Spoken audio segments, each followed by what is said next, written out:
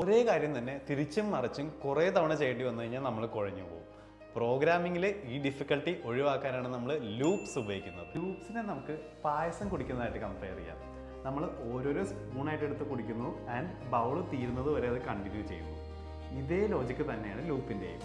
നമ്മൾ ഒരു specific task ഒരു സ്പെസിഫിക് കണ്ടീഷൻ എത്തുന്ന വരെ അത് റിപ്പീറ്റ് ചെയ്തുകൊണ്ടേയിരിക്കും. ഇതിൽ മെയിൻലി 3 കാര്യങ്ങളാണ് വരുന്നത്. ആദ്യത്തത് ഇനീഷ്യലൈസേഷൻ, അതായത് നമ്മൾ 0th സ്പൂണിൽ നിന്നാണ് തുടങ്ങുന്നത്.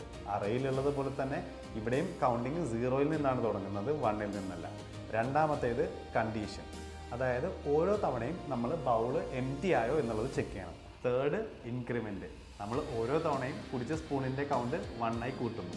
ആൻഡ് നമ്മൾ പറഞ്ഞ കണ്ടീഷൻ ട്രൂ ആവുന്നത് വരെ ലൂപ്പ് വർക്ക് ചെയ്തുകൊണ്ടേയിരിക്കും. ആൻഡ് ബൗൾ കഴിയുമ്പോൾ ലൂപ്പ് ഓട്ടോമാറ്റിക്കലി സ്റ്റോപ്പ് ആയിക്കോളും. അപ്പോൾ സിമ്പിൾ അല്ലേ? ഇത്രയേ ഉള്ളൂ ലൂപ്സ്.